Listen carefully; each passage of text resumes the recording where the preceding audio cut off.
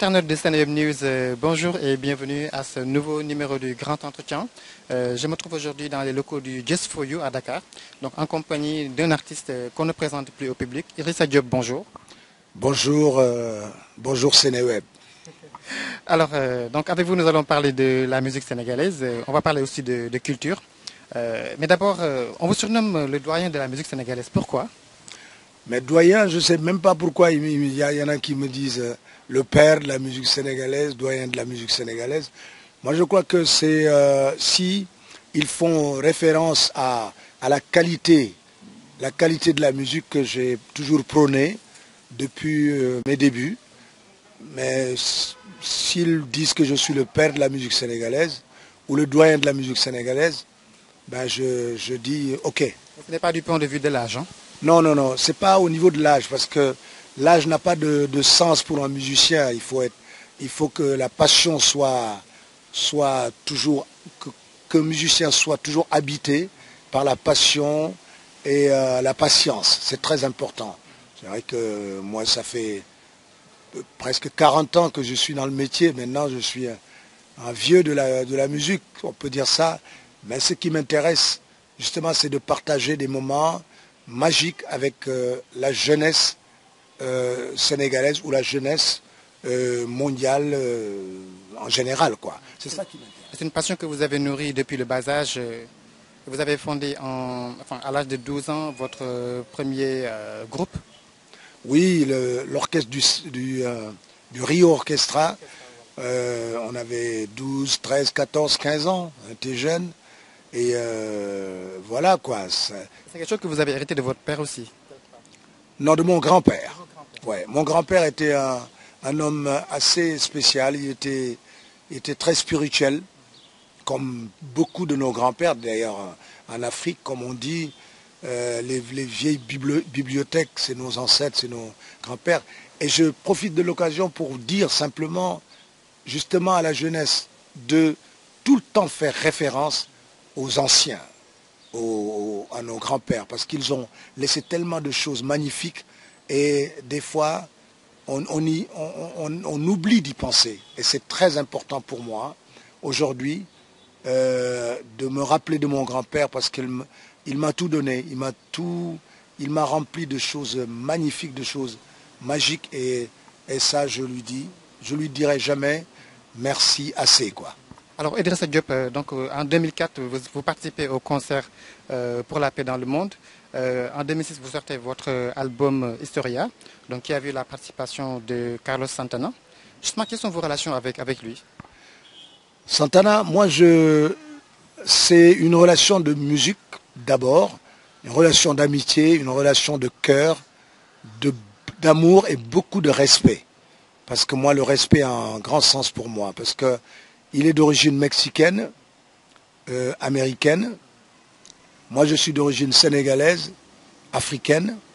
Et quand on s'est rencontrés, on s'est regardés et on s'est écoutés mutuellement. Parce que moi, je l'ai écouté dans les années 60, 70, où j'avais découvert des morceaux comme Oye Como Va, des morceaux comme Black Magic Woman, Samba Pati et tout ça. Et il y a une anecdote parce qu'il a écrit cette chanson Black Magic Woman pour toutes les femmes black du monde entier, surtout les femmes africaines. Et c'est après, quand on s'est rencontrés, quand on a commencé à parler, à discuter vraiment profondément, c'est là où il m'a révélé qu'il a écrit ça pour les femmes, la beauté de la femme africaine. C'est lui qui vous a découvert quand même, c'est lui qui vous a trouvé. Oui, c'est lui qui m'a découvert par un disque que j'avais fait qui s'appelle Yakar, que j'avais produit moi-même. En 2000, hein? Oui, en 2000. Et ça fait plus de 11 ans qu'on travaille ensemble. Parfois, je quitte le Sénégal, personne ne le sait. Je vais travailler avec lui aux États-Unis. La dernière fois, on était en Australie, à Sydney, Perth, Canberra. Vous avez invité aussi donc, à participer au concert pour la paix? Oui, le concert pour la paix, il m'avait invité pour justement à me nommer directeur artistique. Vous savez, quand on vous nomme directeur artistique d'un festival aussi magnifique, aussi prestigieux que le festival de Montreux, où je suis le directeur artistique, et je lis sur la feuille où il me présente, il y avait un plateau, le premier plateau, j'étais avec Chick Corea, Herbie Hancock, John McLaughlin, Wayne Shorter et Carlos et tout le monde. C'est moi qui dirigeais tous ces musiciens-là. Aujourd'hui, avec le temps, je me rends compte que le Sénégal m'a donné une énorme chance. J'ai pu rencontrer des gens magnifiques du monde entier et c'est le pays dont j'ai un grand respect qui s'appelle le Sénégal, qui m'a donné cette chance-là, de rencontrer des musiciens comme Quincy Jones. En ce moment, on a un grand projet d'ailleurs, j'ai un grand projet avec Quincy Jones et Stevie Wonder, Narada Michael Weldon, Wyclef, etc., etc. Toutes ces personnes-là que j'ai vues, avec qui j'ai travaillé, justement sur des plateaux comme ça, on vous confie la direction artistique, venant du Sénégal, vous vous pincez parfois, vous vous dites, mais vraiment, bravo le Sénégal qui m'a donné la vie, et j'ai un grand respect pour ce pays. Et pour parler de l'album Yakar, Carlos Santana dit de votre musique qu'elle est une musique vivante et surprenante quand même. C'est quand même flatteur. Non, non, c'est-à-dire Carlos, il est... C'est qu'elle soit une musique surprenante.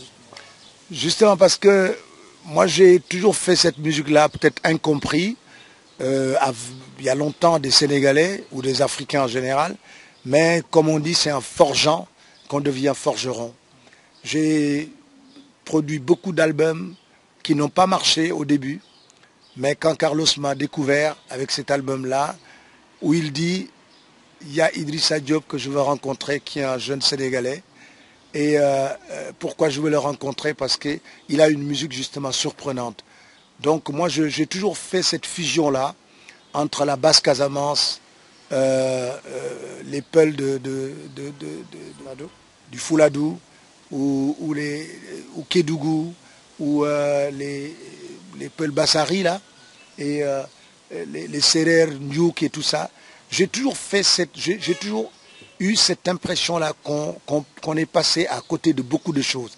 Et cette fusion-là, que j'ai toujours prônée, pourquoi ça a marché aux États-Unis et que Santana me dit, bon viens, on va faire le tour du monde, on va jouer partout, etc., etc. Et aujourd'hui, quand il me demande de lui écrire des chansons qu'il joue aujourd'hui, même si je ne suis pas là, il y a Andy Vargas qui est le chanteur principal du groupe de Carlos Santana, qui prend la relève, qui chante mes chansons que j'ai écrites pour Carlos Santana. Donc ça me permet de dire simplement, voilà, il y a ce perpétuel phénomène d'aller-retour que nous ont légué nos aïeux. Et s'il parle de surprenante, c'est lui qui est surprenant parce que c'était pas évident quoi, de me prendre, et c'était pas évident de me confier la direction artistique de certains plateaux, me faire rencontrer tellement de gens que j'écoutais quand j'étais gamin.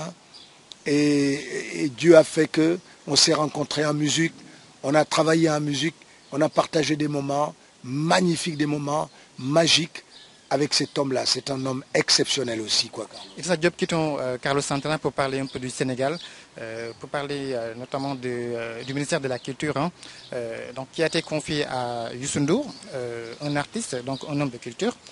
Justement, au début de sa nomination, beaucoup pensaient qu'on avait la personne qu'il faut à la place qu'il faut. Est-ce que vous étiez de cet avis, vous? Mais oui, Youssou, moi je connais bien son cheminement, un tout petit peu sa vie, parce que moi je l'ai connu, il avait 14-15 ans, avec les Mbaye Faye, les Habib Faye et tout ça, donc ils sont devenus mes frères.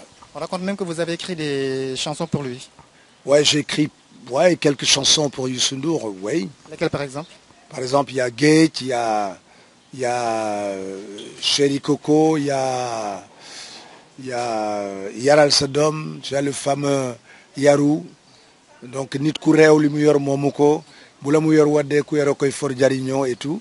Donc je lui ai écrit pas mal de chansons, mais ceci dit, je suis fier de tout ce qu'il est devenu, c'est-à-dire ce qu'il est parvenu à cet entrechoc-là, entre la musique traditionnelle et la musique moderne. Il l'a si bien fait. Aujourd'hui, le nommant ministre de la Culture ou ministre ailleurs, je veux dire, c'est pas un hasard, quoi. Il le mérite. Je pense qu'il le mérite parce qu'il a vraiment donné toute la lettre de noblesse à la musique sénégalaise et à la musique mondiale. Donc moi je suis fier que Youssou, tout son cheminement, toute sa vision de tout sa truc, toute sa vie, parce que moi je me rappelle, je vais vous raconter une petite histoire. Je me rappelle Youssou, tu sais, c'est le seul musicien de sa génération que je voyais qui venait vraiment à l'heure en répétition avant tout le monde. Et il partait après tout le monde. Ça, c'était étonnant. Il avait quoi? Il avait 17-18 ans, mais je le regardais comme ça, je disais, mais... Et puis il avait cette discipline-là. L'Inuwe Yarute Bobo, Youssou Dafko Yagam, il avait toujours eu ça, il a toujours eu ça, et ça m'a toujours ému, moi. Et il a continué à l'avoir, et donc, c'est pas un hasard, c'est... C'est peut-être ce qui explique un peu sa réussite dans... Oui. Moi, je lui dis, et je le dis à tout le Sénégal, qui veut l'entendre, moi, je suis vraiment fier de tout son parcours. C'est pas réducteur de vouloir cantonner la musique, enfin la culture à la musique. Non, parce que Youssou N'Dour est issu du milieu de la musique, forcément, il fera un bon ministre de la Culture. Au bout de quelques mois, il a été changé. Je crois qu'il y a une phrase que mon grand-père me disait. Il me disait, la meilleure façon de réussir, c'est la façon dont on est entouré. Je crois que son entourage peut faire qu'il comprenne comment marche un tableau, comment marche la sculpture, comment marche la culture ou les cultures en général. Donc je crois que même s'il a été changé, je pense qu'on avait quand même un homme au moins de culture qui était dans la culture. Je ne dis pas qu'il comprenait tout, qu'il savait tout. Il ne pouvait pas savoir tous les coins, les recoins de la culture. Mais au moins, on avait... Et que c'est pas ça l'amalgame qui a été quand même entretenu, à savoir dire d'un musicien qu'il est un homme de culture. Est-ce que forcément un musicien est un homme de culture? Ou bien un chanteur? Moi, je ne pense pas qu'un chanteur puisse être un homme de culture en général. Je ne pense pas à ça. Mais je pense que on peut devenir un homme de culture en écoutant, en étant très bien entouré. Et je pense que c'est ce qu'il est parvenu, en tout cas, il a essayé d'être entouré par des gens intelligents, des gens qui... Qu'est-ce qui n'a pas marché justement? Mais je ne sais pas, ça, il faut poser la question au président. Vous, en tant qu'artiste, vous avez votre avis là-dessus quand même? Il faut poser la question peut-être au président Macky Sall, mais moi j'aurais bien souhaité qu'il perdure là-bas, qu'il reste là-bas. Mais mon avis, moi, à mon humble avis, on avait vraiment une personne au moins avec qui on pouvait parler de musique, etc. Alors maintenant, parlons de son successeur au ministère de la Culture, Abdou Aziz Mbaye. Beaucoup pensent aussi qu'il a le profil du poste, mais vous, ce n'est pas votre avis apparemment. Non, mais j'ai même pas de... Abdoul Aziz Mbaye, ben c'est une belle personne. Moi aussi, je l'ai connu à la Gueule-Tapée il y a longtemps. Hein. Je veux dire, c'est pas d'aujourd'hui. Mais je crois qu'aujourd'hui, il est temps que nous, après nos parcours, on a fait le tour du monde combien de fois? Moi qui vous parle, j'ai partagé des moments magiques avec des hommes dont c'était un rêve de les rencontrer, je l'ai dit tout à l'heure. Et ce Sénégal-là m'a donné cette opportunité, cette chance-là. Aujourd'hui, je pense qu'il est temps en tout cas ce qui concerne la musique, qu'on donne au poste de la musique en tout cas, ou des musiques, aux gens dont c'est le métier. J'ai comme l'impression que Abdoul Aziz Mbaye est un bon ministre, hein, ça je ne peux pas le juger et je ne peux pas le jurer non plus. Mais je crois qu'il est temps que des hommes comme nous, qui avons cette expérience-là, moi je suis venu maintenant m'installer au Sénégal, je suis ici et je parle avec la jeunesse du Sénégal. Vous êtes là depuis combien de temps? Depuis 8 ans maintenant. Et je parle avec la jeunesse du Sénégal. Et je leur donne l'envie d'avoir envie. L'envie de justement leur faire comprendre que vous, les jeunes musiciens, vous pouvez être demain des Youssou N'Dour ou des Wyclef ou des Akon, etc. Et la meilleure façon, c'est simplement, j'ai comme l'impression qu'on confie à la poste de la musique ici au Sénégal à des gens dont ce n'est pas le métier. Nous, c'est notre métier. Je suis certain de ça. Moi, quand je parle... Vous auriez préféré être à la place d'Abdou Aziz Mbaye aujourd'hui? Non, non, non, pas du tout, pas du tout. C'est-à-dire, Vous avez l'expérience qu'il faut... J'ai l'expérience, oui, mais j'ai pas envie, j'ai pas besoin, moi, d'un poste. Est-ce que c'est un problème de personne ou bien juste vous vous focalisez peut-être sur ces résultats? Parce que vous parlez quand même, vous avez parlé de nébuleux, vous avez parlé de gestion catastrophique du ministère de la Culture sous Abdou Aziz Mbaye. Non, c'est pas nébuleux, c'est pas catastrophique, c'est simplement un constat. Le constat là, il n'y a pas que moi qui le fais. C'est un constat, c'est pas un constat d'échec, mais c'est un constat de tourner en rond. Mais quand vous dites que le ministère de la Culture est géré par des liens de parenté et d'amitié, qu'est-ce que vous dites concrètement? Mais je suis sûr et certain que souvent, on se rebue la tête à gauche ou à droite.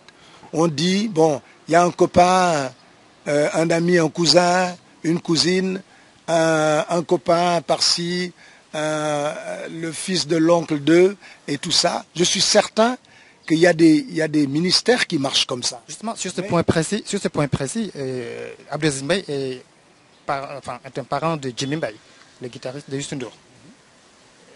Est-ce que c'est ça que vous essayez d'insinuer ou pas du tout? Non, non.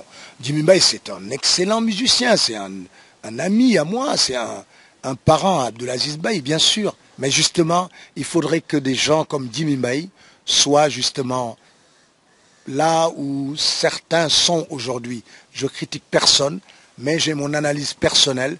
Je suis sûr et certain que si on donne à la musique ses lettres de noblesse, si on donne à la musique, si on donne la musique à des gens dont c'est le métier, ça changera beaucoup de choses. Je vais vous donner un exemple. Moi je fais des séminaires. Je fais des séminaires, des colloques en banlieue. Moi je suis né à Malika. Et je réunis les jeunes de Ben Barak, de Yembel, de Karmassar, presque 2 dimanches dans le mois. Voilà les jeunes ce qu'ils me disent. Ils me disent, il n'y a personne, et je le fais depuis très longtemps ça. Ils me disent, Père Idrissa, il n'y a personne qui s'occupe vraiment de nous au niveau de la théorie, au niveau de la pratique. Voilà ce que je dis moi. Si on veut que la musique en tout cas sénégalaise, ou la musique au Sénégal, s'envole ou touche. Regardez Akon, c'est un Sénégalais, il est d'origine sénégalaise. Il est aux États-Unis, il est numéro 1 partout, il cartonne partout. Parce que simplement, parce que c'est la qualité. Aujourd'hui, il y a des gens qui parlent de théorie, mais la pratique, c'est sur la scène.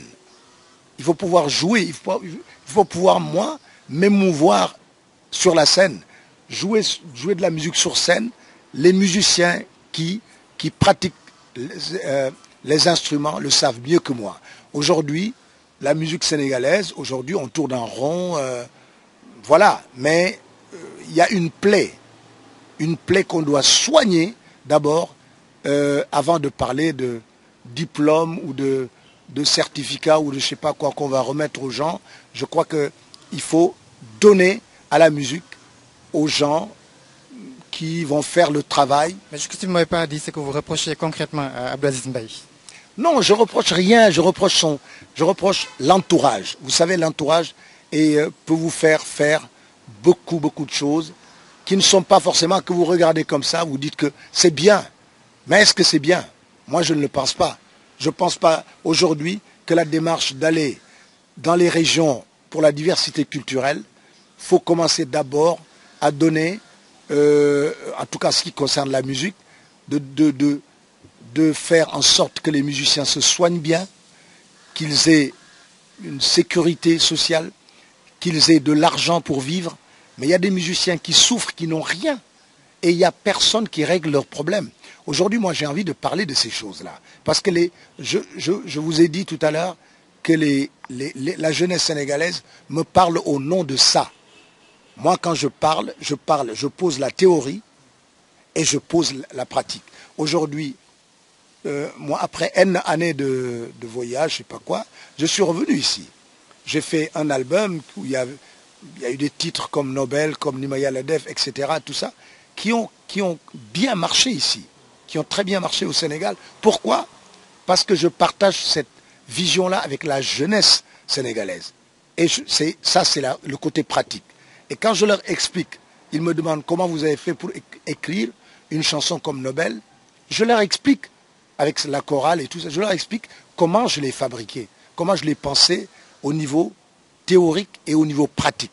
Je leur montre ça. Mais aujourd'hui, on montre des papiers, on dit, bon voilà, la bureaucratie là, les musiciens n'ont pas besoin de ça. Il faut leur expliquer, mais il faut leur donner les moyens de ne plus leur expliquer. Est-ce que vous avez entrepris par exemple des démarches pour contacter le ministère de la Culture, leur faire des propositions dans ce sens-là ou pas? Moi, ça fait quelques années que je suis dans la banlieue. Beaucoup de gens ne le savent pas. Où je discute avec énormément, j'ai énormément de jeunes aujourd'hui qui m'écoutent, qui m'entendent parce qu'ils entendent ce que je dis. Et si maintenant ces gens-là ont besoin d'un coup de main venant du ministère de la Culture, je peux donner mon coup de main, mais dans la plus grande sincérité, dans la plus grande clarté. Parce qu'aujourd'hui, regardez ce qui se passe, par exemple, au BSDA, le Bureau sénégalais des droits d'auteur. Pendant une année, il y a eu des choses bien que Mme Sibi a fait, des choses extraordinaires, des choses magnifiques. Mais aujourd'hui, il y a un nouveau directeur qui s'appelle Mounir aussi, qui est arrivé, qui veut révolutionner. Il faut révolutionner les choses. Parce qu'il ne faut pas qu'on laisse simplement le ministère de la Culture, là où c'était, là où les gens l'ont laissé, depuis l'époque de Léopold Sédar Senghor. Il faut, et toute révolution, tu vois, pose des questions. Toute révolution est très difficile à faire. C'est justement le reproche qui a été fait à Abdelaziz Mbaye quand il parle de livres numériques, alors qu'au Sénégal, on a un problème de l'édition ici. Absolument. Par exemple, les livres, on a un problème d'édition, on a un gros problème. Parce que moi, j'ai envie de sortir par exemple un livre qui s'appelle Idi Boy et le tambour magique. Je l'écris depuis 3-4 ans. Parce que c'est toute ma jeunesse. Parce que mon grand-père m'a offert mon premier tambour, j'avais 8 ans. Et ce tambour-là m'a porté bonheur depuis toujours. Et depuis pendant longtemps. Et j'ai envie de rendre hommage à ce tambour-là en passant par rendre hommage à mon grand-père. Et aujourd'hui, l'édition a des problèmes, hein, et on va numériser, on va faire des trucs. Je pense qu'il faut révolutionner les choses d'une belle manière, et pour ça, il faut faire confiance à des gens compétents. La compétence, ce n'est pas seulement dans la pratique, c'est dans la théorie et dans la pratique. C'est les deux choses qu'il faut mettre en fusion pour faire éclore la culture de chez nous. Alors, dernière question, Idrissa Diop. Vous êtes un enfant de la banlieue, vous êtes originaire de Malika, justement. Aujourd'hui, quelle est la place de la banlieue au niveau de la culture au Sénégal? Et que pensez-vous de la montée, par exemple, de Pape Diouf, quelqu'un qui occupe peut-être la place ou bien le vide que laisse Youssou N'Dour aujourd'hui? Fantastique, c'est mon fils. Pape Diouf, je suis fier de lui.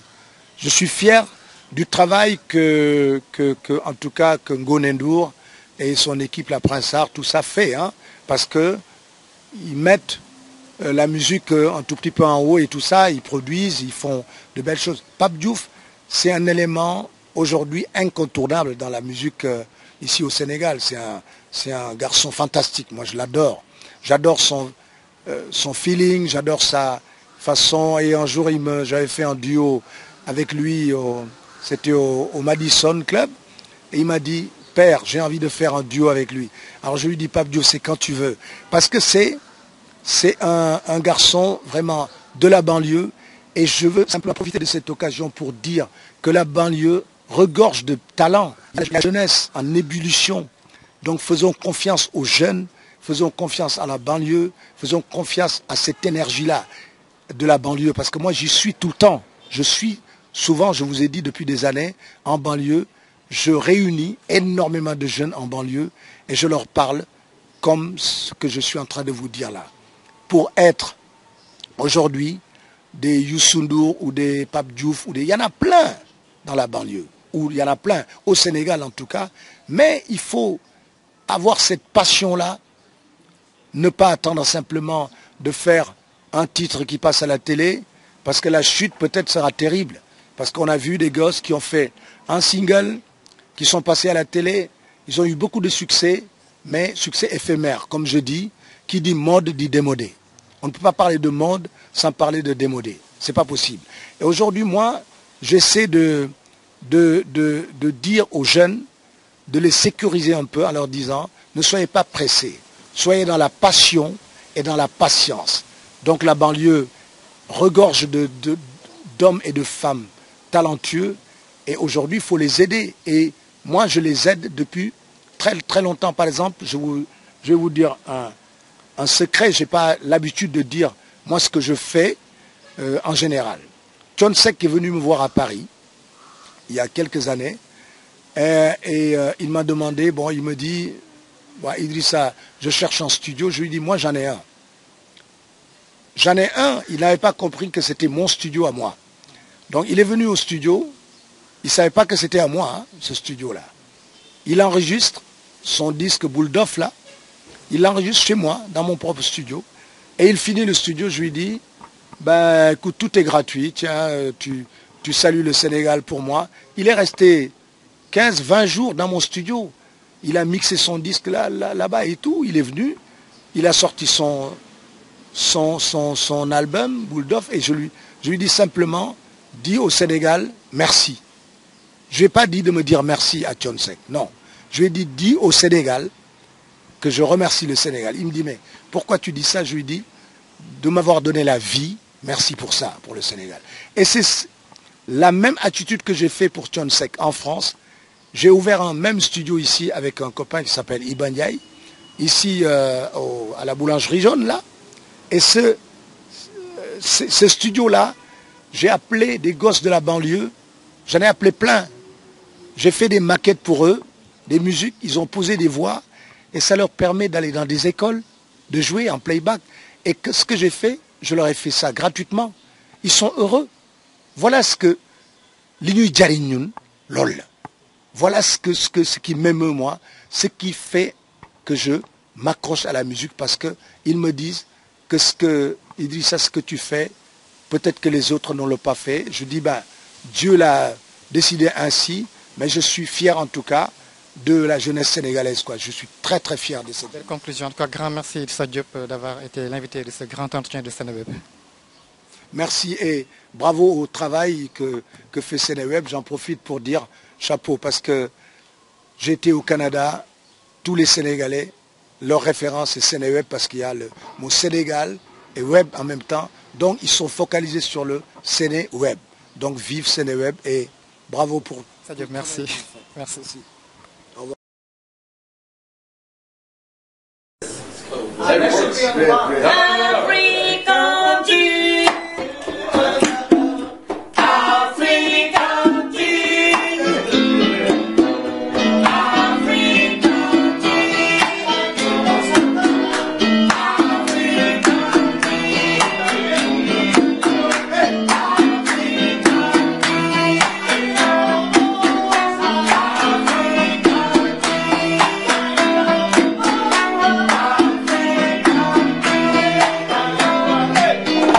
Africa!